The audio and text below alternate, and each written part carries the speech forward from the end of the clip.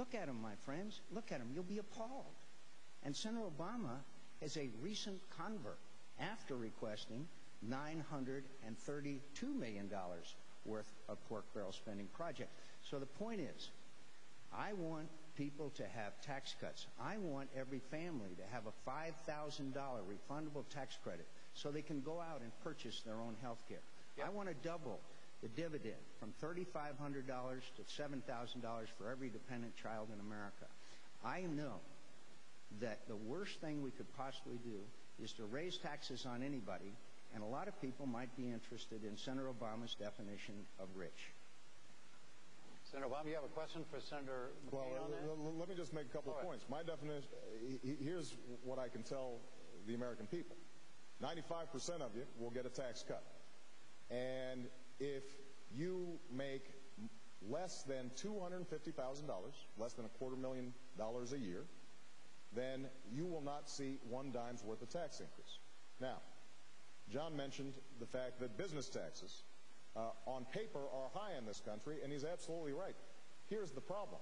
There are so many loopholes that have been written into the tax code, oftentimes with support of Senator McCain, that we actually see our businesses pay effectively one of the lowest tax rates in the world. And what that means then is that there are people out there who are working every day who are not getting a tax cut, and you want to give them more. It's not like you want to close the loopholes. You just want to add an additional tax cut over the loopholes, and that's a problem. Just one last point I want to make. Senator McCain talked about providing a $5,000 health credit. Now, what he doesn't tell you is that he intends to, for the first time in history, tax health benefits. So you may end up getting a $5,000 tax credit. Here's the only problem. Your employer now has to pay taxes on the health care that you're getting from your employer. And if you end up losing your health care from your employer, you've got to go out on the open market and try to buy it. It is not a good deal for the American people, but it's an example of this notion that the market can always solve everything, and that the less regulation we have, the better off we're going to be. Well, let me just... We've got to go to another leading question. I know we have to, but this is a classic example of walking the walk and talking the talk. We had an energy bill before the United States Senate. It was festooned with Christmas tree ornaments. It had all kinds of breaks for the oil companies. I mean, billions of dollars worth. I voted against it. Senator Obama voted for it. John, you want to give oil companies another $4 billion? You've got to look at our records. That's the important thing. Who fought against wasteful and earmarked spending? Who has been the person who has tried to keep spending under control? Who is the person who has believed that the best thing for America is to have a tax system that is fundamentally fair? And I've fought to simplify it, and I have proposals to simplify it. Let's give every American a choice. 2 tax brackets, generous dividends, and let Americans choose whether they want the existing tax code or they want a new tax code. And so, again, look at the record, particularly the energy bill. But again, Senator Obama has shifted on a number of occasions. He has voted in the United States Senate to increase taxes on people who make as low as $42,000 a year. That's just a fact. Again, you can look it up. Look, it's just not true. And if we want to talk about oil company profits, under your tax plan, John, this is undeniable, oil companies would get an additional $4 billion in tax breaks. Now, look, we all would love to lower taxes on everybody. But here's the problem. If we are giving them to oil companies, then that means that there are those who are not going to be getting them. In all due respect, you already gave them to the oil companies. But, John, the fact of the matter is that I was opposed to those tax breaks, tried to strip them out. We've got an energy bill on the Senate floor right now that contains some good stuff, some stuff you want, including drilling offshore. But you're opposed to it because it would strip away those tax breaks that have gone to oil companies. All right. Speaking of things that both of you want, another lead question. And it has to do with the rescue system, the financial rescue thing that I started asking about. Yeah. And the first answer is to you, Senator Obama. As president, as a result of whatever financial rescue plan comes about, and the $700 billion, whatever it is it's going to cost, what are you going to have to give up in terms of the priorities that you would bring as President of the United States as a result of having to pay for the financial rescue plan? Well, there are a range of things that are probably going to have to be delayed. We don't yet know what our tax revenues are going to be. The economy is slowing down, so it's hard to anticipate right now what the budget's going to look like next year. But there's no doubt that we're not going to be able to do everything that I think needs to be done. There are some things that I think have to be done.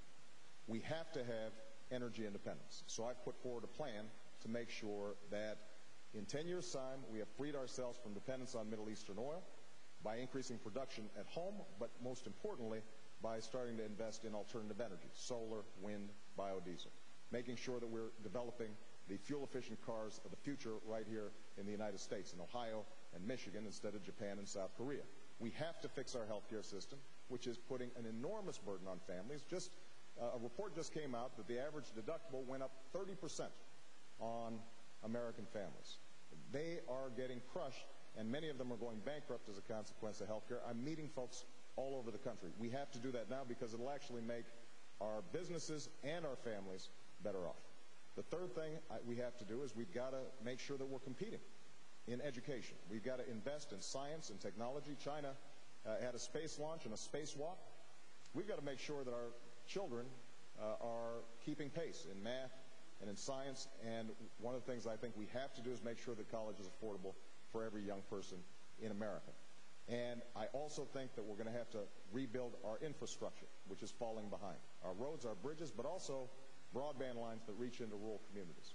Also making sure that we have a new electricity grid to get the alternative energy to population centers that are using them. So there's some things that we've got to do structurally to make sure that we can compete in this global economy. We can't shortchange those things. We've got to eliminate programs that don't work, and we've got to make sure that the programs that we do have are more efficient and cost less. What priorities would you adjust as President, Senator McCain, because of the financial bailout costs? Look, no matter what, we've got to cut spending. We have, as I said, we've let government get completely out of control. Senator Obama has the most liberal voting record in the United States Senate. It's hard to reach across the aisle from that far to the left. The point is we need to examine every agency of government. First of all, by the way, I'd eliminate ethanol subsidies. I oppose ethanol subsidies. I think that we have to return, particularly in defense spending, which is the largest part of our appropriations.